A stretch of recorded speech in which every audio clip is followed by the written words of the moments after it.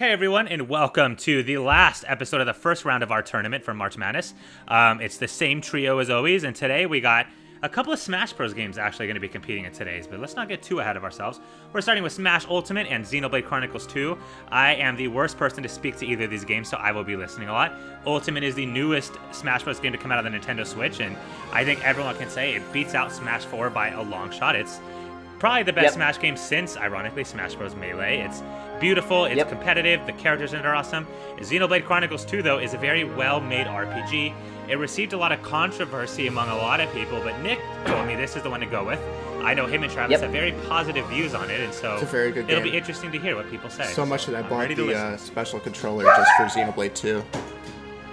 Oh. So Travis, I might make you a little frustrated with this. Good. What do you think about Rex as a protagonist? Rex is too positive. Okay, so in terms of all the characters that had character development in Xenoblade Chronicles 2, I thought Rex was one of the weakest, and that's what I hated to say. Oh, yeah, no, I liked would Rex. second this. I liked Rex a lot. Because, like, me as a positive person, I'm like, no, literally the world is, like, in jeopardy. It's about to die. You can't still be like, okay, but we still have each other. Let's go. No. I'm going to punch him in the face. Well, Cloud's kind of like that in Final Fantasy VII, though. Cloud's kind of like the go-getter, like, come on, guys. And I mean, you kind of got to have that, but I think in Xenoblade Chronicles 2, it didn't make as much sense with the setting of the story. In terms of character development, I just thought that Rex was weaker than some of the other ones. Yeah, because even the Blades had more character development than That's what Rex. frustrates me. And Rex kind of stays the same. That's why, like, when there's the whole, like, oh, is, like, one of them going to actually make it to like Smash Bros. I'm like, I honestly hope it's not just Rex. Like, it has to be, like, I would so much rather it just be Pyra and Mythra. I would rather be like a Rex Pyra duo, but that's just me personally. See, I just want the Blade entirely. Just give me Pyra Mythra combo. Yeah, but that's the thing. This is the way that I'm gonna say it, and I'm gonna start speaking my mind on how I'm thinking of this game. Xenoblade Chronicles 2.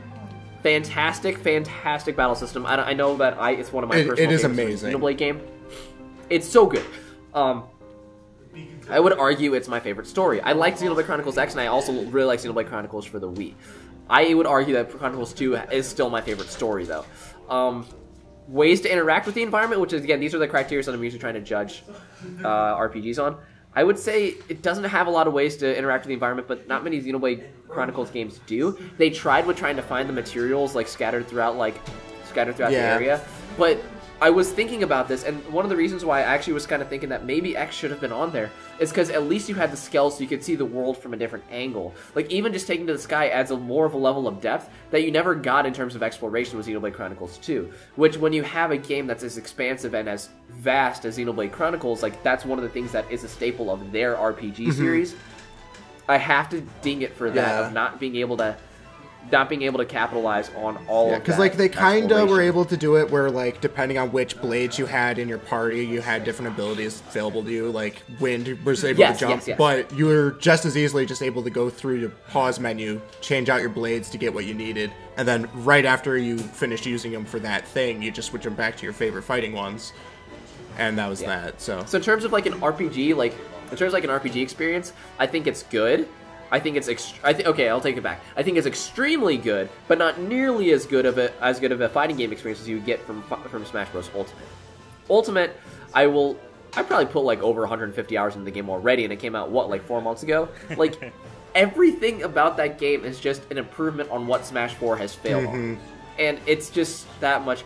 Again, I want to immediately say Ultimate, but I mean, Chronicles 2, I loved that game so freaking much. I was absorbed. Like, I couldn't stop playing it. I literally went 3 nights in a row where I saw the sunrise.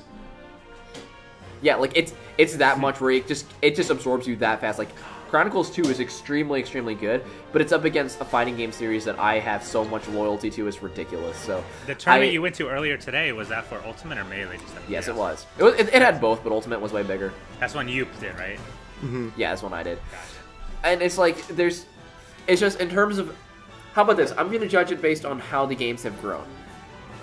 Melee, I still think Melee's the best, but how the games have grown, from Brawl growing all the way to Ultimate, I think that is a bigger progression from a fighting game than Xenoblade Chronicles for the Wii to 2. There's still people who say Xenoblade Chronicles for the Wii is their favorite, which I can see that. It's freaking fantastic. But I think there's been a lot more advancements made in the Smash Bros. Line than Xenoblade Chronicles. And I think that's a little fair to judge it on that. Yeah, that is fair. So, are we ready to vote then? I guess. I mean, we didn't really have to say much about it. I know me and Travis love Xenoblade Chronicles too. I can't vote against Smash Ultimate. Yeah. So, yeah, and I'm the same. I'm going to go Smash Ultimate as well. I'm going to give mine to Xenoblade, actually. Yeah. I can understand that. Because... I know, I think Travis got more into the game than I did. Yeah, because, like, I definitely tried a whole bunch of different, like, team combos just to see who I liked, and then, like, I invested, like, 140 hours into the game, I think. Yeah. And... customization is amazing in Xenoblade Chronicles, too. Like, when I'm playing solo, I don't know, Ultimate doesn't do it for me. Because, well, like, adventure mode was fun for a little bit, but, like, once you get your thing, like, certain spirits, you're literally one-shotting things, and online for me just isn't as intriguing as playing on the same screen with friends. Right. Yeah. Well, there you go then. So Smash Ultimate will be moving on. It was a good matchup, and now we're on to our final matchup of the day. We have another Smash game. Doesn't need an introduction because Nick kind of already talked about it a little bit when comparing it. Melee is seen by a lot, especially in the competitive scene, is the best Smash Bros. Game in terms of the technical side of it. I'm sure we'll get into that a bit later on. It's up against Final Fantasy X, which is another one of my top 5 favorite games, excuse me. Has a beautiful story with it. It's very well known. A little bit controversial in terms of whether or not you like long cutscenes and linear story. I don't mind it, and if you're into that stuff, few games do it better. So I'm going to start off just by giving my view, because I haven't talked a lot yet this video. Final Fantasy X has an absolutely beautiful story. It's a really long game, and it is cutscene heavy. But like I said, if that's the kind of thing you're interested in, this is a game that's meant for you. It does a beautiful job of telling its story. The character development and watching them grow as the story progresses, I think, is beautiful to watch. The relationship between Tidus and Yuna really grows, as well as their trust in Tidus. In terms of the gameplay, the turn-based combat, it goes back to a more retro style. The franchise tried different styles, but this one was very unique in terms of going back to an older style. But the sphere grid leveling up system is my favorite leveling up system in any game I've ever played. I absolutely loved the depth and it was very complex to master, but very easy to learn and use. And so if you want to beat all the optional bosses and get as good as you can, it's really difficult, but it's really easy to learn just to get you through the game. And so it's good for casual players as well as advanced players that want to learn the technique. And the last thing I want to say before I let Nick go on about whatever he wants to talk about, and Travis, is the music. This is my favorite soundtrack of any game ever. Fleeting Dream to Xanarkins, Besaid Island. There's so many themes that constantly play in my head. Besaid is really good. Yeah, I mean, I can't think of any that I dislike. I use them when I do podcast editing as my background music, because I think they're just nice to just relax and listen to in the background. And so again, I could go on and on forever. I have lots of videos actually if you want to see my opinion on like storyline and stuff too, but I'll just cap off my initial thoughts here by saying that as far as single player experiences go, it's wonderful. There's a couple of things that are annoying. I thought Blitzball was a bit tedious and I didn't like learning it, but that's an optional side thing, so I can't knock that. But overall, it's a wonderful game. So that's my initial thoughts. I'll say this, if there was going to be a game that I might actually vote against Melee on, it would be Final Fantasy X. Because, there's a couple reasons for it. What Mike was talking about in terms of the combat system, from Final Fantasies 1 to 3, they used just traditional turn-based. From 4 till 9, they used active time battle. And this was when they started experimenting a little bit more with the battle system, and when they actually had what I would consider one of my favorite combat systems in any turn-based RPG, probably tied with Paper Mario in terms of how much that I enjoy that combat system. And it's all about just like matching, like again, it seems very simple in terms of like Waka has a lot of accuracy against aerial enemies that usually don't, so you're switching out your party to match the people in front of you. But it allows so much depth that I would have never imagined a combat system like that to have, and I loved every second of it. So for a game to be mainly run, fight, story, run, fight, story, run, fight, story, you never get tired of it. Like I had multiple times where I played for like over 5 hours, so I was like, what happens next? What happens next? it's fantastic. There's a reason why people love Final Fantasy X, not Final Fantasy 13 really as much. And again, Final Fantasy X is probably one of people's favorite Final Fantasy games, up there with 7 and like 6. But since I'm the person I'm supposed to be defending Melee, let's go with Melee. I consider Melee to be the greatest fighting game ever made. For a lot of reasons. One reason is because there is no game that has more depth than Melee does in terms of mechanics, in terms of mechanics, certain characters, and like there's literally been people trying to copy and paste the Melee formula for so freaking long, and nobody's done it right because there is something special about Melee. A game that wasn't meant to be competitive, literally turned glitches that accepts glitches as the meta, and is able to create a game that was supposed to be a party game into one of the biggest esports nowadays. I know it might be fading off because it wasn't included at EVO, but Melee has more... and I will argue this with anybody. Please put a comment in there telling me that, oh no, Dragon Ball FighterZ has more depth. Are you kidding me? Fox has more character depth than 3 fighters altogether in Dragon Ball FighterZ. Fight me in the comments. Not even joking. I agree with you there. But it has so much depth, and they're still learning new things about it. Like, this game, that was an accident. This is an accident of a game. This never was their intention to make. Has gone on to basically... people make a living off of playing this game. That's not really a point of it. But in terms of as a standalone game, it has almost everything that you could possibly be asking for. If you want to play with friends, it's got a whole bunch of crazy stages. Some of them suck, obviously, like the Glacier Mountain, whatever. Like, that stage really sucks. But it has adventure mode, it has classic mode, it expanded on that, it has all-star, it has Pokefloats. It has different events mode for different, like, missions that you can kind of do. The only thing that I would say is an actual big negative of the game is how you have to unlock some characters from very secret ways, like doing a 100-man smash to unlock Falco. But I love that. That's my favorite thing about it, actually, is it gives you incentive to do those different things, and Never mind then. So my thing that I would knock it on, Mike would praise it for. Yeah, that was because that's the thing I wish Ultimate had, is I wish it wasn't just play a lot of fights and you unlock it. I wish it was you unlock this character by doing this amount of spirit or this amount of or whatever. I love that, and I'm sad they got rid of that in later games. Yeah, because I have definitely not visited the Spirit Board as much as I could have if they implemented that. And also adventure mode in that game was all focused around like certain things like coming together, which was again culminated in Brawl Subspace Emissary with like all of the worlds kind of coming together in one storyline, which is amazing because Smash Bros has become a celebration of everything Nintendo. So being able to do that is just such a special thing, which is why I'm hating to go up against these two games, and I still don't know what I'm going to pick because Melee has the most, which is the fighting game with the most depth that I've ever seen, with really only 5 or 6 viable characters, but those characters alone can pull hundreds of thousands of people to watch this thing like a couple times a year on Twitch, where it actually breaks record numbers over like other very popular games like League of Legends and Dota 2. That's a special game. Well, that's the thing too. Like you said, it's old and it's lasting. And I think that's a plus for both. I mean, Final Fantasy X is a single-player game. It should have died a long time ago. They're remastering it, and it's coming out in a month for the Switch. And so for a single-player game to have longevity where it's still getting remastered on new systems is incredible.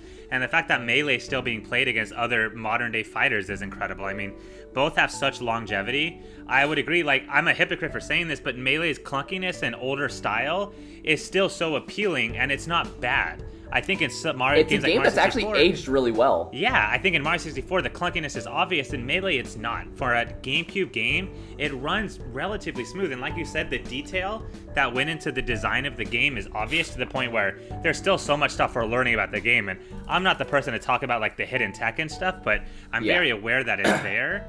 And as we learn more, we see like this is such an in-depth game. And Final Fantasy X is the same way. It's so... The scope of it is so large with the enemies and the database that goes on underneath the layers that even though it's not a multiplayer experience, it still survived. And I think that's absolutely incredible that both these games have survived long. It's another matchup that's kind of a shame one of these games has to go out in the first round because these games should not be going out the way Sonic Adventure went out. And it's sad that one of them's going to have to, but I don't know. I love them both.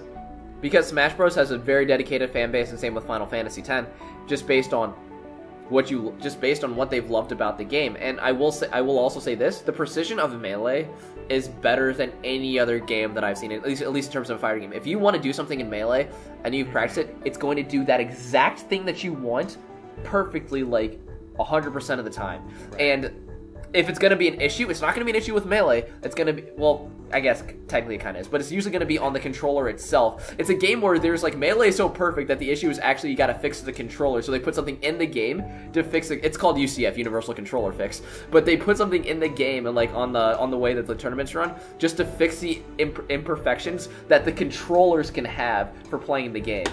That's borderline insanity. Right. But that's how crazy good of a game it is. And I don't want to talk about as much stuff about like wave dashing, L canceling, and about the competitive scene. I want to talk about the accessibility that this game has for every single audience. And that's one of the reasons why, screw it, I'm voting it. I have to vote for Melee. If there was going to be a game that I would probably vote it over, it would be Final Fantasy X, because that game has, I would argue, like as much more depth than I've seen in almost any other RPG.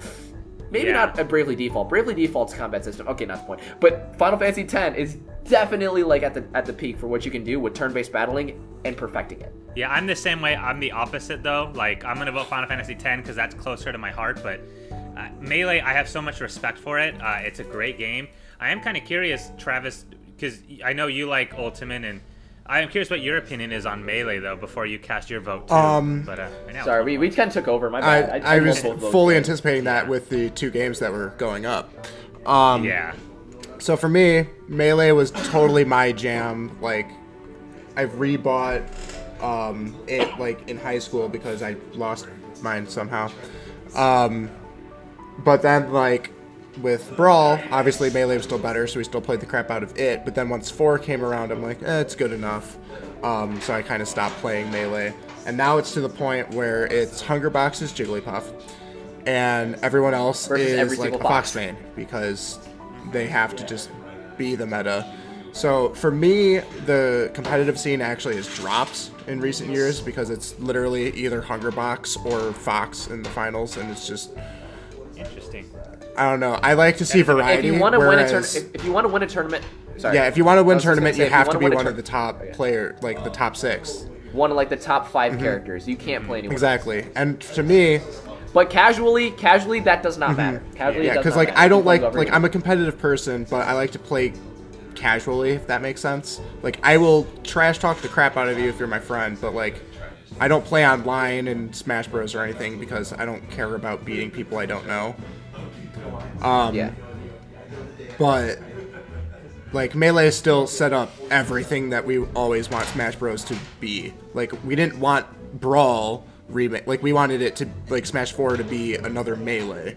And then Ultimate, we wanted it to still kind of mirror more Melee, but with the 4 characters. So it's definitely the staple, so I think I'm going to still go Melee. Yeah, that's I'm fair. Sorry, Mike. Makes me sad. And I'm really looking forward to the next round then, Smash Bros versus Smash Bros. Yeah, I think we set the stage for every Smash fan's wet dream. We're going to debate Melee and Ultimate in the next one. Great. That'll be a fun one. That one's gonna frustrate me, honestly, but we'll see how. I'm gonna have fun with it. I still say this: if there was gonna be a game that I would have voted over Melee, it would have to be an RPG with the depth of Final Fantasy X. Yeah, no, I understand. I was almost thinking about voting Melee as well. Final Fantasy X is close to my heart, but it's like if we're on my next criteria, you know, with what achieved their goal better, Melee's still very popular today, and it's a hard one to compete with. With that being said, we've had a lot of fallen games in the past. Well, we did this in an hour, but for you guys, a couple weeks or so. Our second round bracket is set. We are going to go a little more in depth into those. They'll probably be about 10 minutes apart, and there'll probably be one per episode, just so we can get a little bit more into the games that are out there. And the matchups overall are going to be a lot closer. So I hope you guys have enjoyed the series as much as we have, and we will see you guys in round 2. Yeah, see you in the next one. Bye. Everyone.